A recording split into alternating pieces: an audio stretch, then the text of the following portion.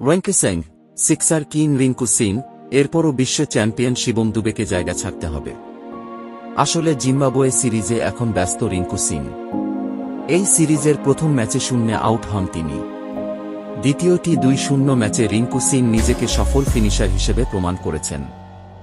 2 বলে 4-8 রানের অপরাজিত ইনিংস উপহার দেন রিঙ্কু।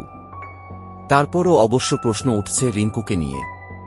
কলকাতা, রিঙ্কু মার রাহা হ্যায়, এই কথাগুলো শুনতে অভ্যস্ত হয়ে পড়েছেন ভারতীয় ক্রিকেট প্রেমীরা।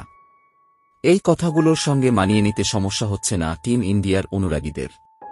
এর আগে ভারতের অনুরাগীরা মাহি মার রাহা হ্যায় বলতে ব্যস্ত থাকত সবসময়। এখন মহেন্দ্র সিং ধোনিকে মোস্তানে আইপিএলে ছাড়া আর খেলতে দেখা যায় না। ফলে এ কথা খানিক কম শুনতে পাওয়া যায়। মাহির ছক্কা মুগ্ধ হয়ে এখনও দেখেন সকলে। রিঙ্কু সিং ওয়েঙ্কেসেং এবার সিক্সার কিং হয়ে উঠেছেন। এরপরও কি তাকে বিশ্ব চ্যাম্পিয়ন শিবম দুবের জন্য জায়গা ছাড়তে হবে? ক্রিকেট মহলে উঠছে সেই প্রশ্ন। আসলে জিম্বাবুয়ে সিরিজে এখন ব্যস্ত রিঙ্কু সিং। এই সিরিজের প্রথম ম্যাচে শূন্যে আউট হন তিনি। দ্বিতীয় T20 ম্যাচে রিঙ্কু সিং নিজেকে সফল ফিনিশার হিসেবে প্রমাণ করেছেন। 2 বলে 4-8 রানের অপরাজিত ইনিংস উপহার দেন রিঙ্কু। তারপরও অবশ্য প্রশ্ন উঠছে রিঙ্কুকে এবার শিবম দুবের জন্য জায়গা ছেড়ে দিতে হবে না তো?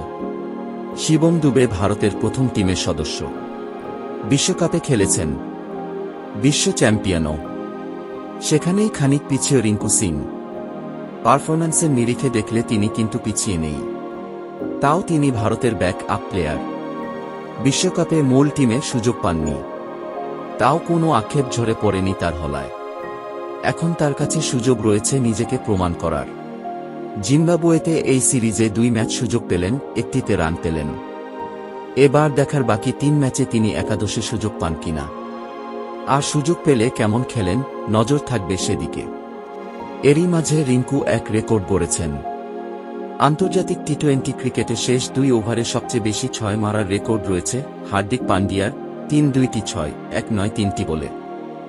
এই তালিকায় দ্বিতীয় ও তৃতীয় স্থানে যথাক্রমে রয়েছেন বিরাট কোহলি, 2-4-6, 1-5-8 বলে, এবং মহেন্দ্র সিং ধোনি, 1-9-6, 2-5-8 বলে। এই তালিকায় চতুর্থ স্থানে জায়গা করে নিয়েছেন রিঙ্কু সিং। স্লগ ওভারে তিনি 1-7-6 মেরেছেন 4-8 বলে।